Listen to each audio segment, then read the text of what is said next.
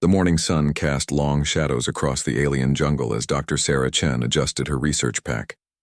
She had been studying the wildlife on Kepler 442b for 3 months now, documenting species that defied everything Earth's biology books had taught her.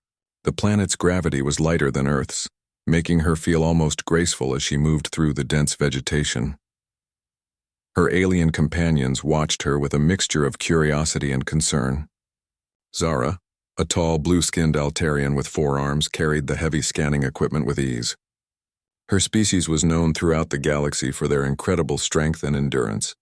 Beside her walked Crix, a small, furry creature from the Centauri system, whose people were famous for their advanced medical knowledge and healing abilities. Human Sarah. Crix chittered in his high-pitched voice. "Are you certain you wish to venture into the deeper regions today? The creatures there are far more dangerous than what we have encountered near the research station." Sarah smiled, checking her sample containers one more time. "That's exactly why we need to go there, Crix. The most interesting discoveries always come from the places others are afraid to explore." Zara's 4 eyes blinked in sequence, a sign of worry among her people. "Your species continues to amaze us with your willingness to face danger. Most civilized races would send robotic probes first. Where's the fun in that?" Sarah laughed, shouldering her pack. "Besides, we've got the best medical expert in the sector with us. What could go wrong?" The trio had been working together as part of an interspecies scientific expedition. Sarah was the only human on the team, representing Earth's newest membership in the Galactic Research Consortium. Most species in the galaxy viewed humans as newcomers, interesting but fragile creatures who had only recently developed space travel. As they pushed deeper into the jungle, the sounds around them grew stranger. Creatures with crystalline shells chittered in the trees above, while flower-like beings that were actually sentient animals watched them pass with curious, petal-shaped eyes. Sarah documented everything, her excitement growing with each new discovery. "Look at this," she called out, kneeling beside a stream where rainbow-colored fish swam in perfect geometric patterns. "They're not just swimming randomly. There's a mathematical sequence to their movements." Zara approached carefully, her massive frame causing small tremors in the ground. "Human Sarah, your ability to notice patterns continues to impress us. Our people have studied aquatic life for centuries, yet we never observe such behavior." Crick scurried closer, his medical scanner beeping rapidly. "Fascinating.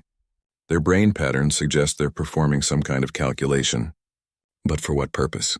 Sarah was about to respond when something caught her eye, a flash of movement in the tall grass near the water's edge. She stood slowly, her hand instinctively reaching for the emergency beacon on her belt. Years of fieldwork had taught her to trust her instincts. "Something's watching us," she whispered. Her companions immediately went on high alert. Zara's 4 arms spread wide, ready for combat, while Crix activated his defensive energy shield. Both species had evolved sophisticated fight-or-flight responses that had kept them alive for millions of years. The grass rustled again, and Sarah caught a glimpse of scales that seemed to shift color like oil on water. Whatever it was big, much bigger than anything they had encountered so far. "Should we retreat?" Zara asked, her voice tense. Sarah shook her head. "Not yet. It's not showing aggressive behavior. Maybe it's just curious about us." What emerged from the grass made all 3 explorers step backward. It was a serpent, but unlike any snake that had ever existed on Earth. Its body was as thick as Sarah's waist and stretched at least 20 feet long. Its scales shifted through the entire spectrum of colors, creating a hypnotic pattern that seemed to pulse with its heartbeat. Most striking were its eyes. They weren't the cold reptilian eyes Sarah expected, but rather large, almost mammalian orbs that showed clear intelligence. The creature studied them with what appeared to be genuine curiosity rather than hunger. "It's beautiful," Sarah breathed, slowly reaching for her camera. "Human Sarah, please maintain distance," Crix warned. "My scanners detect extremely potent venom in its bite. The toxin appears to be unlike anything in our medical databases." "How potent?" Zara asked, keeping her massive frame between Sarah and the serpent. "Lethal to most known species within minutes," Crix replied, his fur standing on end with anxiety. "Even our advanced healing technology would struggle against such a powerful neurotoxin." Sarah nodded but didn't back away. "It's not acting aggressively. Look at its posture. It's curious about us just like we're curious about it." The serpent tilted its head, studying Sarah with obvious intelligence. Its forked tongue flicked out, tasting the air. Sarah had worked with snakes on Earth before, and this creature's behavior reminded her of the more intelligent species she had encountered in the Amazon rainforest. Slowly, carefully, she crouched down and extended her hand toward the creature, palm up in what she hoped was a universal gesture of peace. Her alien companions made sounds of alarm, but she ignored them. "Easy there. Beautiful," she murmured in the same tone she had used with nervous animals back on Earth. "We're not here to hurt you." The serpent's head swayed slightly, and its colors shifted to softer, warmer tones. It moved closer, its massive coils flowing like liquid metal across the jungle floor. Sarah remained perfectly still, letting the creature approach at its own pace. "Human, Sarah," Zara whispered urgently. "Your species' tendency toward reckless behavior continues to astound us." "It's not reckless," Sarah replied softly, never taking her eyes off the serpent. "It's communication. Every species has its own way of saying hello." The great serpent was now less than 3 feet away. Its head was as large as Sarah's torso, and she could see her reflection in its intelligent eyes. For a moment, neither human nor alien moved. They simply studied each other. Two completely different forms of life trying to understand each other across the vast gap of evolution and biology. Then, in a movement too quick for even Zara's enhanced reflexes to counter, the serpent struck. Sarah cried out as she felt the creature's fangs penetrate her arm, just below the elbow. The pain was immediate and intense, like liquid fire racing through her veins. She fell backward, clutching her arm as the serpent quickly retreated into the tall grass, apparently as surprised by its own actions as everyone else. "Sarah," Zara boomed, rushing to her side. Crix was already scanning frantically with his medical equipment. "The venom is spreading rapidly through her system. We have perhaps 10 minutes before it reaches her brain." Sarah could feel the poison working its way up her arm. Her vision was beginning to blur, and a strange tingling sensation was spreading across her chest. She looked up at her alien friends, seeing the panic in their eyes. "Get me back to the station," she managed to say through gritted teeth. "The station is 40 minutes away," Crix chittered desperately. "Even with Zara carrying you, we cannot make it in time." "I am sorry, human Sarah. There is nothing in our medical knowledge that can counteract this particular venom." Sarah felt darkness beginning to creep in at the edges of her vision, but even as the alien poison coursed through her veins, her mind was working. There was something about this situation that reminded her of stories from Earth, techniques that had been used for thousands of years before modern medicine existed. As consciousness began to slip away, Sarah realized that sometimes the old ways were the only ways that worked. Sarah's world narrowed to a single point of burning pain, where the serpent's fangs had pierced her arm. She could feel her heartbeat spreading the venom through her bloodstream with each pump. Her alien companions were arguing frantically above her, their voices seeming to come from very far away. "We must carry her back immediately," Zara was saying, her forearms already reaching down to lift Sarah. "No," Crix chittered, his medical scanner painting red warning lights across Sarah's body. "Movement will only accelerate the venom's spread. At this rate of toxin dispersal, she will be dead before we reach the first checkpoint." Sarah tried to speak but found her tongue thick and unresponsive. The neurotoxin was already affecting her nervous system, making her limbs feel heavy and disconnected. Through her blurring vision, she could see the worry in her friend's alien features. "There must be something," Zara insisted. "Your people are the greatest healers in the galaxy. Surely there is some treatment, some antidote." Crix's fur was standing completely on end now, a sign of extreme distress among his species. "This venom is unlike anything in our databases. It attacks the nervous system in ways we have never encountered. Even our most advanced nanomedical technology cannot identify the specific compounds, let alone neutralize them." Sarah closed her eyes, fighting against the growing darkness in her mind. She thought about her childhood on Earth, growing up in rural Montana where the nearest hospital was 2 hours away. Her grandfather had been a park ranger, and he had taught her wilderness survival skills that most modern humans had forgotten. "Sometimes," he used to say, "the old ways are the only ways that work when you're far from civilization." One memory surfaced clearly through the fog of the venom. She was 12 years old, camping with her grandfather in the Rockies. They had encountered a hiker who had been bitten by a rattlesnake. The nearest medical facility was hours away, and the man was already showing signs of serious envenomation. Her grandfather had done something that had seemed barbaric to her young mind.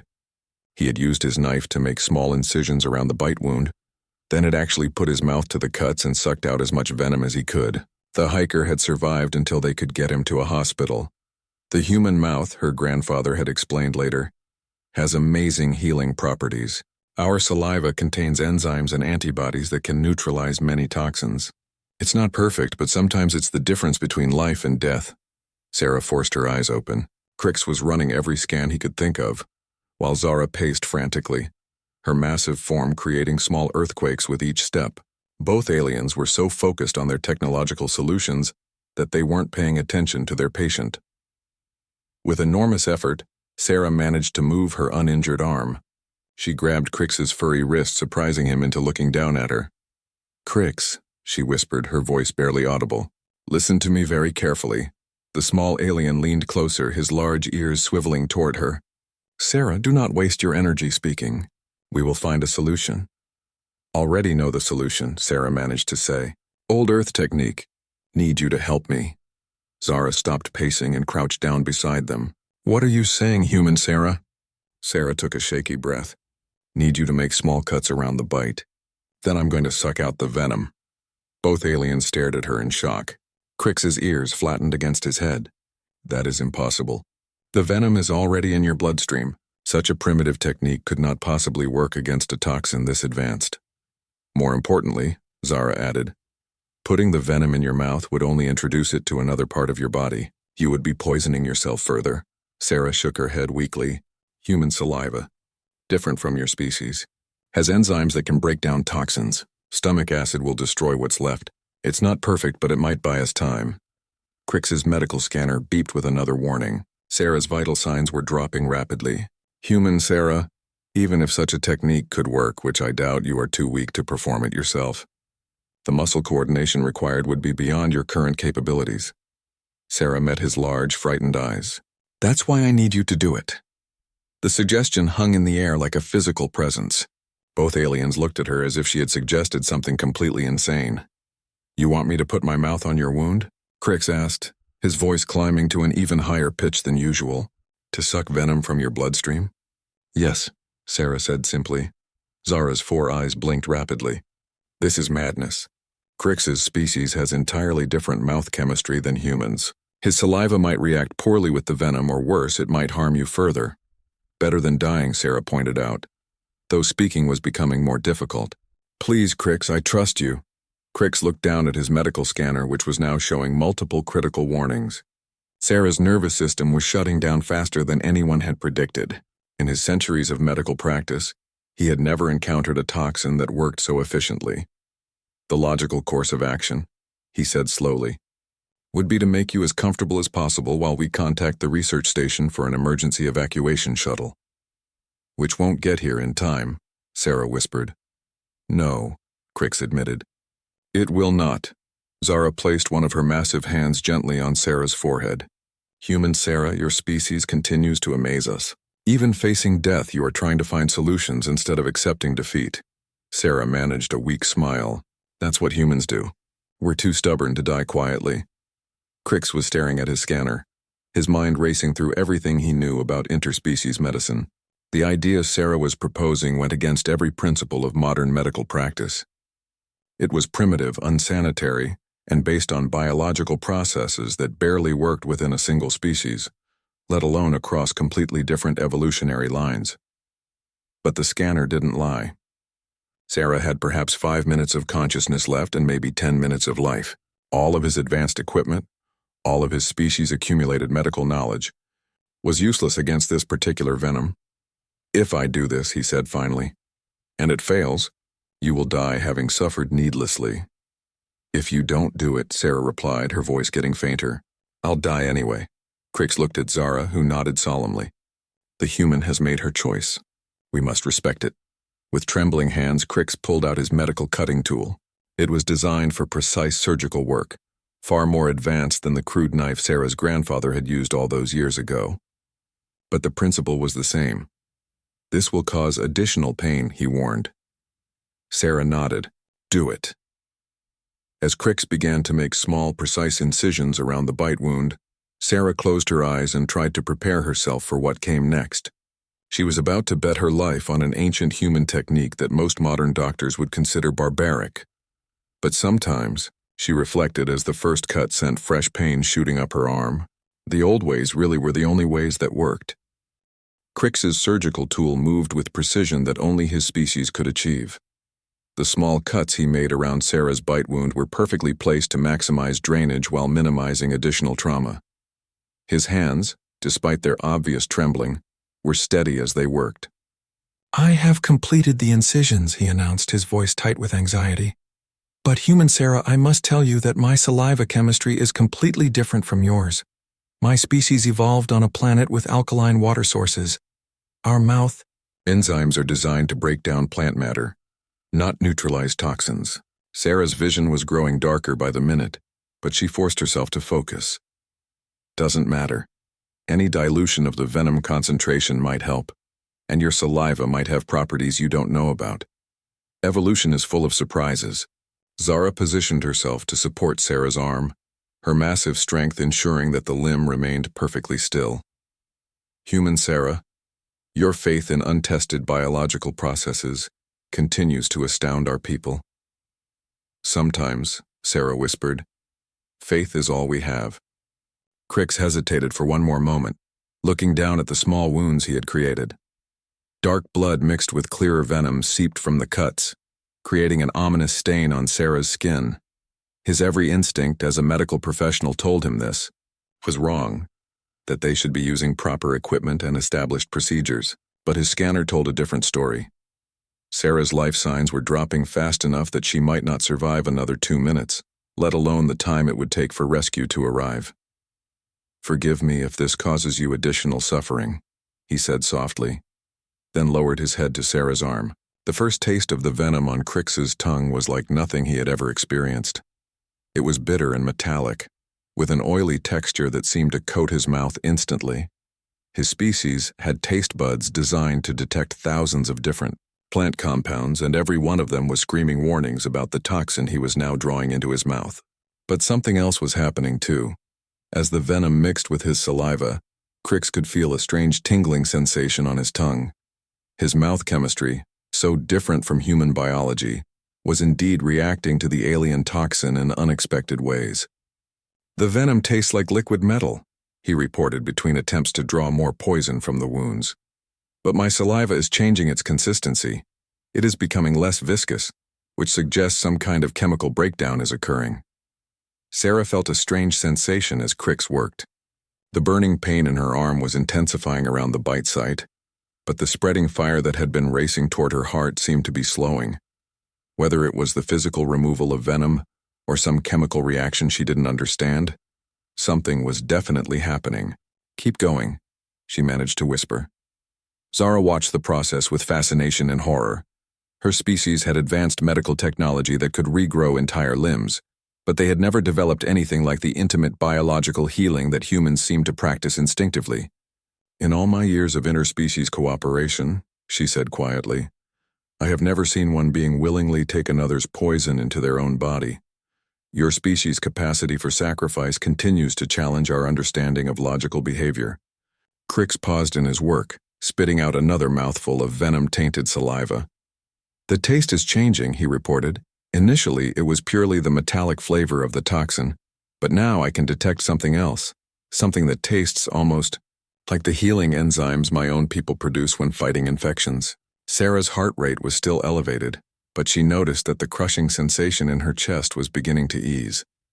The darkness at the edges of her vision was still there, but it wasn't advancing as quickly as before. "Your saliva," she said, her voice growing slightly stronger. "What does it normally do?" Crix continued his work as he answered. "My people evolved eating plants that were often mildly toxic. Our saliva contains powerful enzymes that break down alkaloids and other plant-based poisons. But this venom is protein-based, not plant-based. The chemistry should be completely different. Evolution doesn't always follow the rules we think we understand," Sarah replied. "Maybe your alkaloid processing enzymes are more versatile than your medical databases know." As Crix worked, something Remarkable was indeed happening at a molecular level.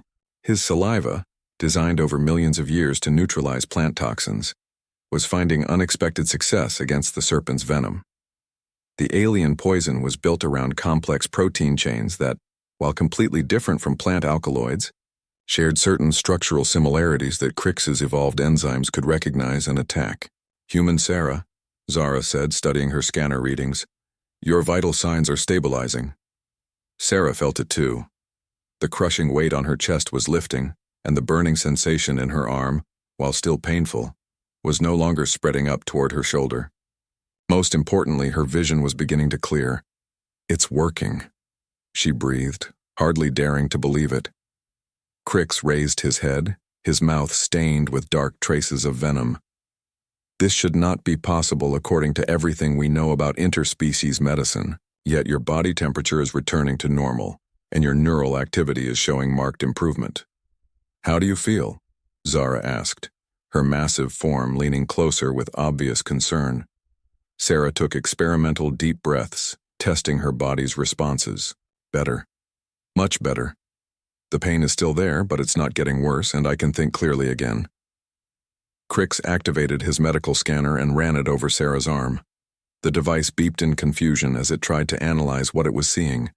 "This is extraordinary. The venom concentration in your bloodstream has dropped by nearly 60%. Some of it appears to have been physically removed, but the rest shows clear signs of chemical breakdown. Your saliva actually neutralized an alien venom," Zara said, her four eyes blinking in amazement. "This will revolutionize interspecies medical cooperation." Sarah sat up slowly, testing her strength. She was weak and shaky, but alive and conscious. It was a team effort.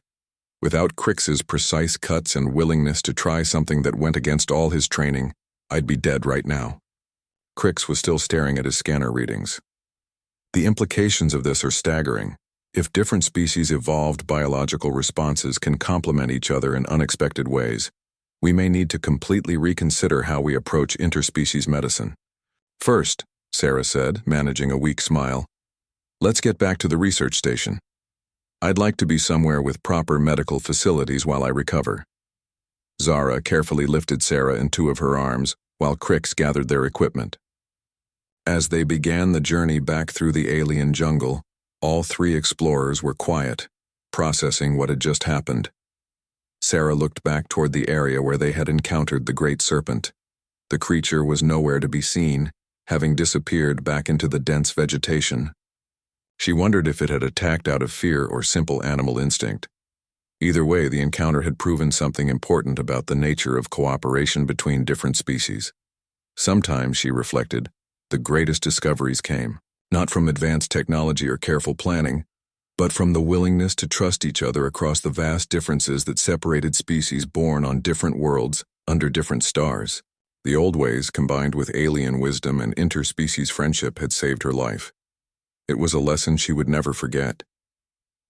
The research station came into view just as Sarah's strength began to fade again. The temporary structure, built from advanced materials that could be quickly assembled on any planet, looked like the most beautiful sight she had ever seen. Zara carried her with surprising gentleness for someone so large, while Crix continuously monitored her vital signs with his portable scanner. "Alert the medical bay," Crix called ahead to the station's communication system.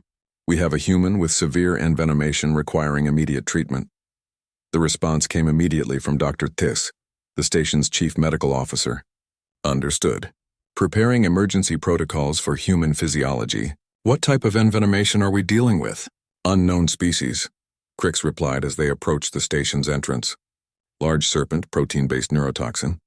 We have attempted emergency field treatment with partial success." There was a pause from the communication system. Dr. This was of Raxian, a species known for their methodical approach to medicine and their extensive databases of biological knowledge. "Crix, are you certain you said partial success? Our records show no effective field treatments for protein-based neurotoxins, especially from unknown species." "We will discuss methodology later," Crix answered firmly. "Right now, the human needs proper medical support." As they entered the station, Sarah was struck by how different the medical bay looked from Earth hospitals. The equipment was sleeker, more organic in design, with surfaces that seemed to pulse gently with their own internal light. Dr. Thiss was waiting for them, her tall, crystalline form refracting the room's illumination into rainbow patterns. "Place her on the bio-bed," Dr. Thiss instructed, her voice carrying the harmonic resonance typical of her species. As Zara gently set Sarah down, the bed immediately began scanning her body with invisible energy fields. Dr. Thiss studied the readings with obvious confusion.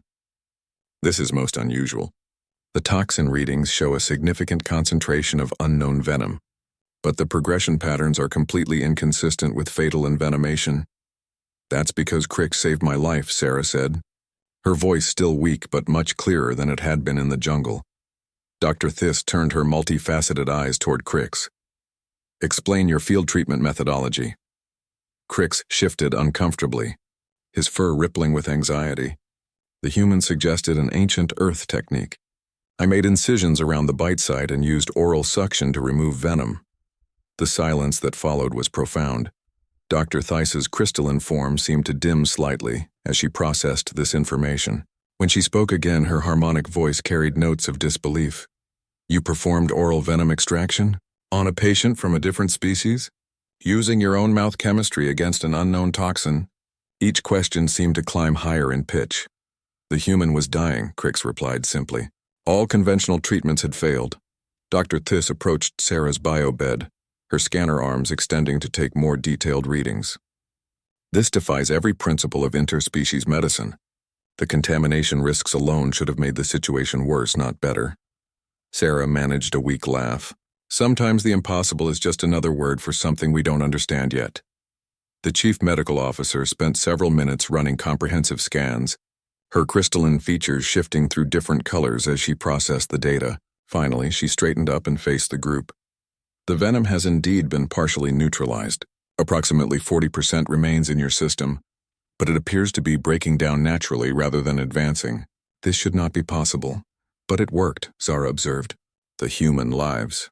"Yes," Dr. Thiss agreed, her tone suggesting she was still struggling to accept the evidence. "She lives. But I need to understand how. Crick, I require samples of your saliva for immediate analysis." As Crick provided the requested samples, Sarah dozed fitfully on the bio-bed. The remaining venom was still affecting her system, but instead of the crushing sensation and spreading fire she had felt in the jungle, she now experienced only a manageable ache and slight dizziness. Dr. Thiss returned with her analysis results faster than anyone expected.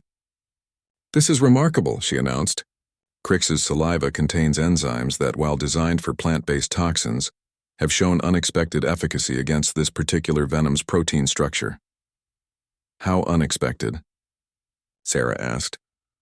"The probability of such cross-species enzyme compatibility occurring naturally is less than 1 in 10 million, Dr. Thiss replied.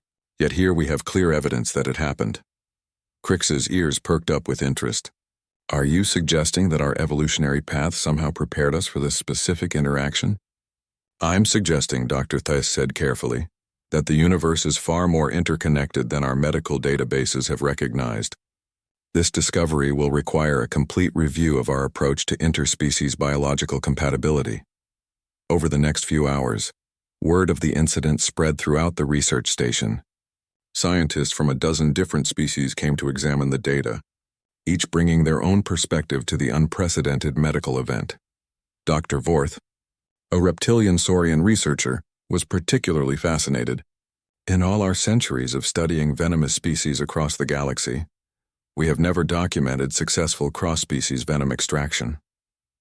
This suggests that biological cooperation between species may be far more sophisticated than we understood. It also suggests," added Professor Nell, a gaseous being who communicated through controlled atmospheric vibrations, that the human's tendency toward primitive survival techniques may actually represent a more advanced understanding of biological systems than our technological approaches. Sarah listened to the discussions from her bio-bed, amazed at how her near-death experience was becoming a catalyst for rethinking interspecies medicine. Scientists were proposing new research directions, collaborative medical protocols, and expanded studies of biological compatibility between different evolutionary lines.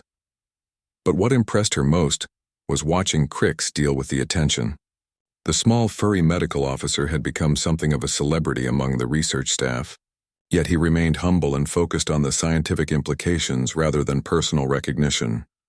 "You saved my life," Sarah told him during a quiet moment between examinations. "Not just with your medical skill, but with your willingness to trust me when every instinct told you it was impossible." Crick's ears folded back in embarrassment. "You provided the knowledge. I merely applied it." "No," Sarah insisted. "You did something much more important. You proved that when different species work together, we can achieve things that none of us could do alone." Dr. Theiss approached with her final medical report. "The remaining venom has been completely neutralized by your immune system. You should make a full recovery within 48 hours. Sarah smiled. "Thanks to having the best medical team in the galaxy." "Thanks to having a team willing to try the impossible," Dr. Theiss corrected. "This incident will be studied for generations. You have demonstrated that interspecies cooperation can overcome biological barriers we thought were absolute." As night fell over the alien jungle outside the research station, Sarah reflected on the day's events. She had come to this planet to study alien life forms, but instead had discovered something far more important about the nature of cooperation and trust between different species. The old ways her grandfather had taught her, combined with alien wisdom and interspecies friendship, had not only saved her life but opened up entirely new possibilities for medical cooperation across the galaxy. It was, she thought as sleep finally claimed her, exactly the kind of impossible thing that humans specialized in making possible. 3 days after the incident, Sarah was back on her feet and eager to continue her research. The medical bay had become a constant hub of activity, as scientists from across the galaxy requested data about the unprecedented venom extraction. Sarah found herself at the center of discussions that were reshaping interspecies medical understanding. "The Galactic Medical Council wants to interview you," Dr. Theiss informed her during her final checkup. "They're considering establishing new protocols for emergency interspecies treatment based on your experience." Sarah nodded, but her attention was focused elsewhere. Through the medical bay's transparent walls, she could see the jungle where the incident had occurred. Something had been bothering her since the attack, a nagging feeling that they were missing an important piece of the puzzle. "Dr. Theiss," she said suddenly, "has anyone considered why the serpent attacked in the first place?" The crystalline doctor paused in her examination. "Most predator encounters are driven by territory defense or feeding behavior." "Why do you ask?" "Because it wasn't acting like a predator," Sarah explained. "It was curious about us, almost friendly. Then suddenly it struck. That's not normal behavior for an intelligent species." Cricks, who had been monitoring Sarah's recovery closely, looked up from his datapad. "You believe the attack was not intentional?" "I think something made it attack," Sarah said. "Something it couldn't control." Zara entered the medical bay at that moment, her massive form filling the doorway. "Human Sarah, the expedition leaders are requesting your input on future safety protocols. They want to ensure no similar incidents occur." "That's exactly what I want to talk to them about," Sarah replied. "But first I need to go back to the jungle." The silence that followed her statement was profound. Dr. Theiss's crystalline form shifted through several alarmed colors before she spoke. "Absolutely not. You have just recovered from near-fatal envenomation. Returning to the site would be extremely dangerous." "It would be dangerous if we went in unprepared," Sarah agreed.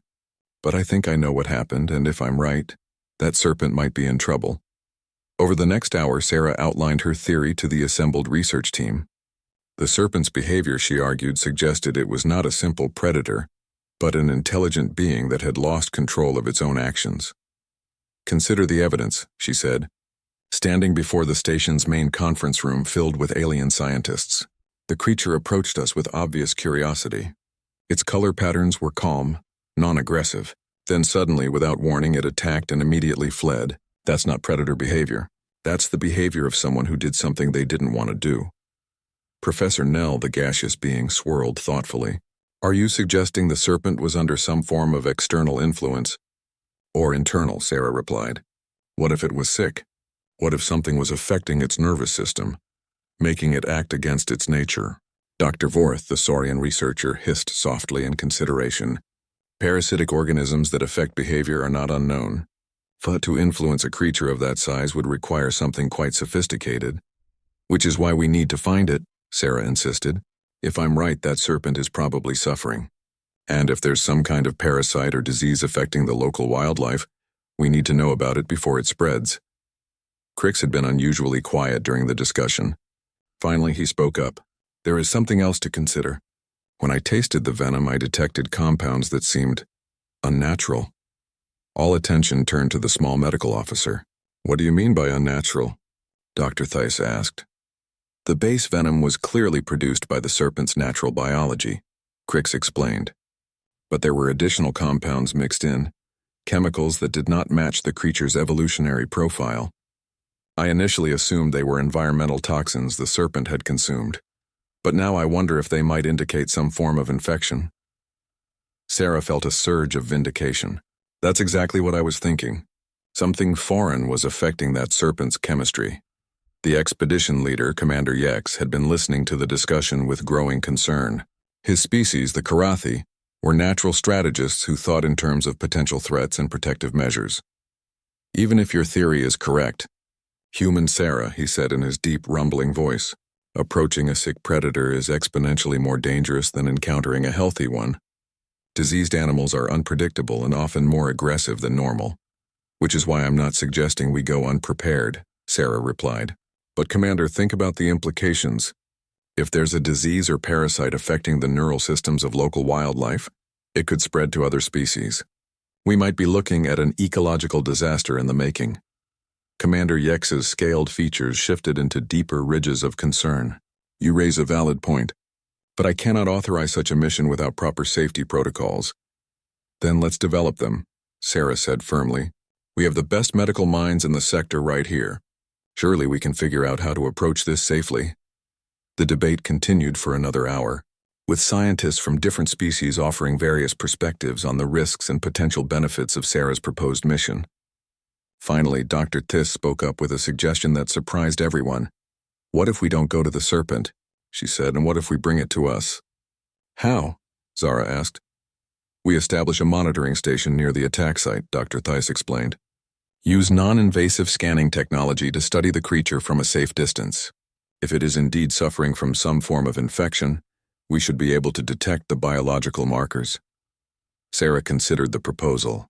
It was more cautious than her original plan, but it made sense. We could also set up communication attempts. If the serpent is intelligent, we might be able to establish contact. And if it is infected with something contagious, Commander Yex asked, then we'll be in a much better position to develop countermeasures if we understand what we're dealing with. Sarah replied. The discussion that followed was detailed and technical, covering everything from equipment requirements to emergency evacuation procedures. But Sarah could see that her argument was winning. The scientific curiosity that drove everyone in the room was overcoming their natural caution. Finally, Commander Yex made his decision. We will establish a remote monitoring station. Human Sarah will be part of the team, but she will not approach the creature directly under any circumstances. Sarah wanted to argue for a more direct approach, but she recognized a compromise when she saw one. Agreed, but I want Crix and Zara with me. If we do encounter the serpent again, I want people I trust. The team will also include Dr. Vorth for his expertise in reptilian biology, and myself for medical support, Dr. Thies added. If this creature is suffering from some form of infection, we need to be prepared for anything. As the meeting broke up and the team began planning their expedition, Sarah felt a mixture of excitement and apprehension. She was about to return to the site of her near-death experience, this time with the goal of helping the creature that had nearly killed her. But something told her it was the right thing to do. If the serpent was indeed suffering from some form of infection or parasitic influence, then saving it might be as important as her own recovery had been. The old ways had saved her life. Now it was time to see if they could save someone else's. The monitoring station took shape, rapidly under the efficient coordination of the interspecies team. Dr. Thiss had designed a sophisticated array of passive scanners that could detect biological signatures from over a kilometer away, while Dr. Vorth contributed specialized equipment for analyzing reptilian neural patterns. Zara handled the heavy construction work, and Crix prepared medical supplies for any emergency that might arise. Sarah coordinated the operation from a safe distance, Though every instinct told her to be closer to the action, she had convinced them to establish the monitoring post near the stream, where they had first encountered the serpent, reasoning that the creature would likely return to the water source eventually. Passive scanners are online, Dr. Theis reported from the main control console. I'm detecting multiple large life forms in the surrounding jungle, but nothing matching the serpent's distinctive biosignature. Sarah studied the readouts on her portable display. The jungle was alive with creatures they had never cataloged, each showing unique biological markers that spoke to the incredible diversity of life on this planet. There, Zara said suddenly, pointing toward a distant section of jungle. Movement in the canopy, something large. Dr. Vorth's reptilian senses were more acute than those of the other species. His head swiveled toward the area Zara had indicated, and his forked tongue flicked out to taste the air. I can smell it. He hissed softly. The serpent is nearby, but there is something else. Something wrong with its scent. Sarah felt her heart rate increase. What kind of wrong? Sickness, Dr. Vorth replied. Pain and something else I cannot identify. A chemical signature that does not belong in natural reptilian biology. Dr. Theis's scanners began picking up stronger readings. Confirmed. Large serpentine life form approaching from the northwest. Biological readings are highly unusual. The serpent emerged from the jungle with obvious difficulty. Where before it had moved with fluid grace, now its movements were jerky and uncoordinated. Its beautiful color-shifting scales were dull and patchy, and its once bright eyes seemed unfocused. It's sick, Sarah breathed, watching the creature struggle to reach the water's edge. Look at how it's moving. Crix activated his medical scanners and focused them on the distant serpent. Neurological distress is severe. The creature is fighting some kind of internal battle. As they watched, the serpent reached the stream and lowered its massive head to drink. But instead of the smooth, controlled movement they had observed before, its head thrashed slightly, as if it was fighting against its own reflexes. The infection is affecting its motor control, Dr. Theis observed. Whatever this organism is, it's interfering with normal neural function. Sarah made a decision that surprised everyone, including herself. I'm going down there. Absolutely not. Commander Yex's voice crackled through the communication system from the main research station. You will maintain safe distance as agreed. Commander, look at it, Sarah replied, gesturing toward the struggling serpent. That creature is suffering.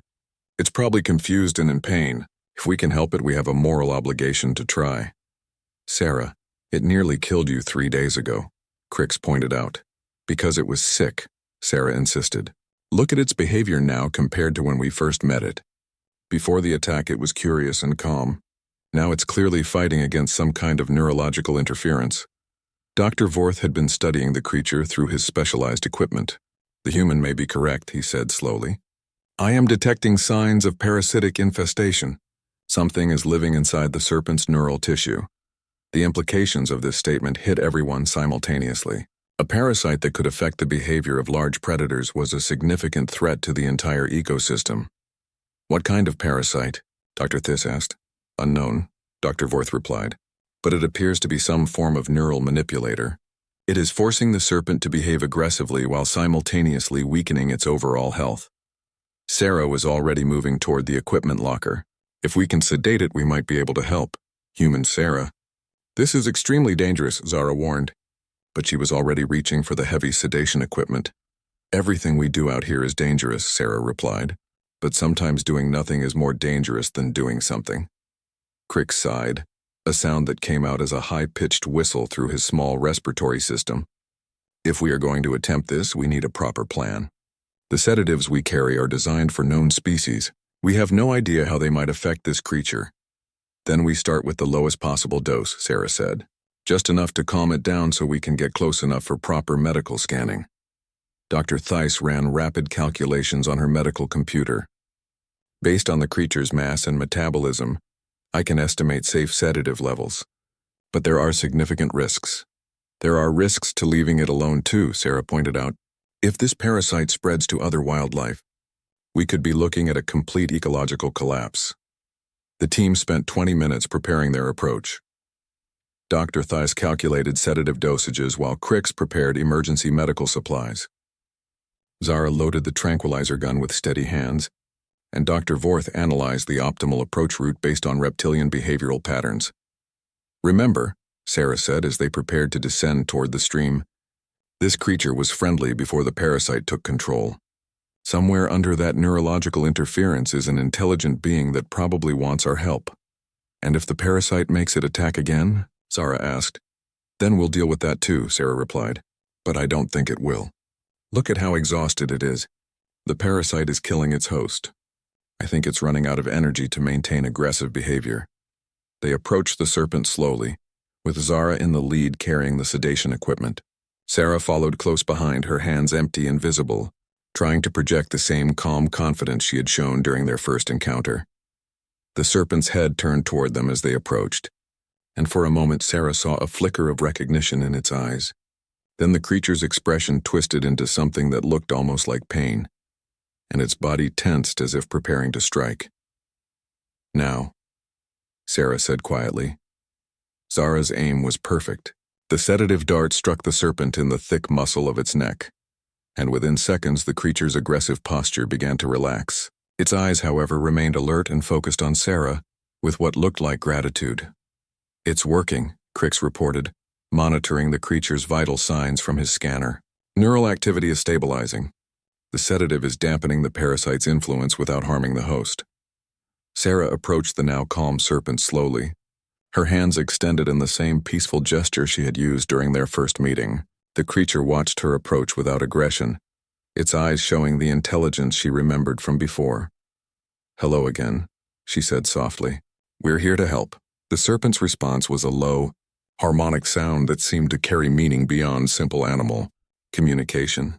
Dr. Vorth's equipment immediately began recording and analyzing the vocalizations. "It's trying to communicate," he reported with excitement. "This is definitely an intelligent species." Sarah reached out and gently touched the serpent's scales. The creature's skin was fevered and rough, showing clear signs of illness. But underneath the physical suffering, she could sense the same curious, peaceful intelligence she had encountered before. "We're going to make you better," she promised, not knowing if the creature could understand her words, but hoping it could understand her intent. As Crix and Dr. Thiss began their medical scans, Sarah realized they were witnessing something remarkable. Not just the discovery of a new intelligent species, but the rescue of a being that had been trapped inside its own infected body, forced to act against its nature. It was, she thought, exactly the kind of impossible situation that humans specialized in making possible. The medical scans revealed a situation more complex than anyone had anticipated. Dr. Theiss's equipment showed multiple parasitic organisms embedded throughout the serpent's neural tissue, each one pulsing with its own distinct energy signature. "This is not a single parasite," Dr. Thiss announced, her crystalline form shifting through worried colors. "It's an entire colony. They've integrated themselves into the host's nervous system so thoroughly that removing them surgically would be impossible." Crix was running continuous scans on the sedated serpent, monitoring both its vital signs and the parasitic activity. The organisms appear to be feeding on the host's neural energy, while simultaneously manipulating its behavior. It's an extremely sophisticated form of biological control.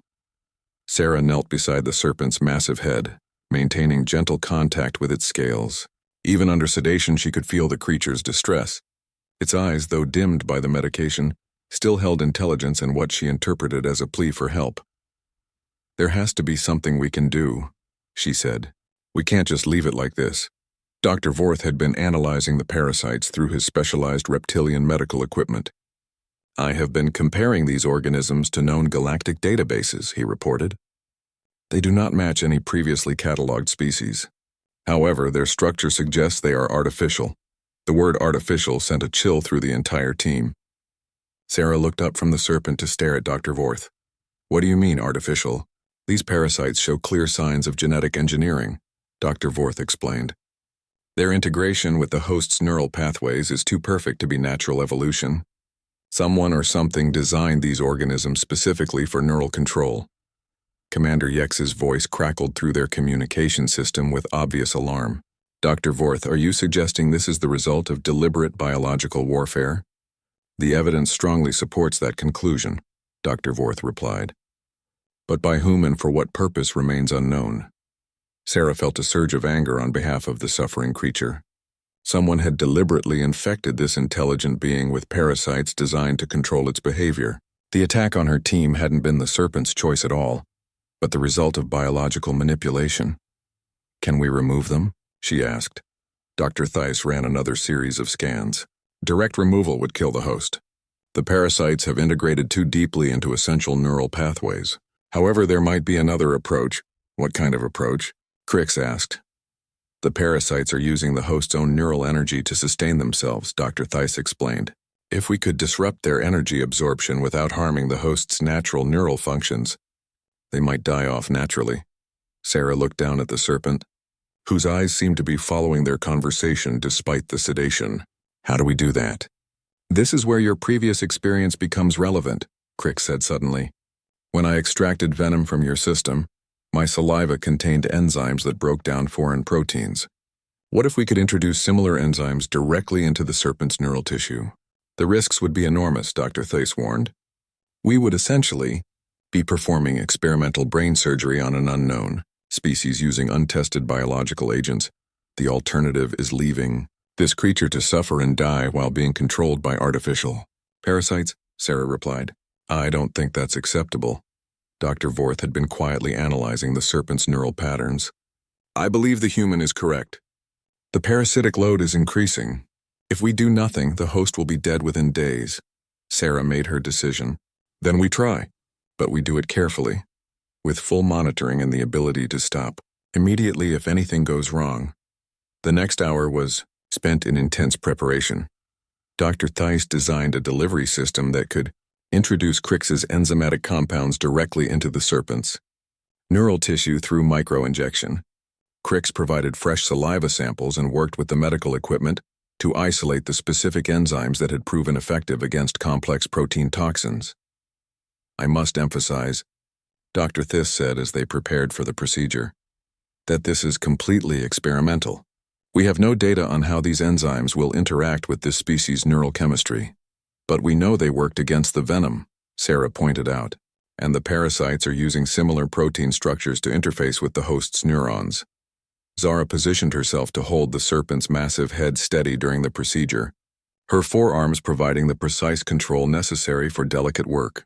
Sarah maintained her position near the creature's eyes, providing what comfort she could through touch and soft words. "Beginning enzyme introduction," Dr. Theiss announced, her medical instruments moving with crystalline precision. The effect was almost immediate. The serpent's eyes brightened noticeably, and its scales began shifting through colors they hadn't seen since their first encounter. More importantly, Crix's medical scanners showed the parasitic organisms beginning to weaken. "It's working," he reported with excitement. "The parasite's energy absorption is dropping rapidly." Over the next 20 minutes, they watched as the artificial organisms began to die off, one by one. The serpent's vital signs strengthened with each parasite that was eliminated, and its natural neural patterns began reasserting themselves. "Final parasite eliminated," Dr. Theiss announced. "Host neural function is returning to normal parameters." As the sedation wore off, the serpent slowly raised its head and looked directly at Sarah. Its eyes were bright and clear, showing the same intelligence and curiosity she remembered from their first meeting. But now there was something else there too.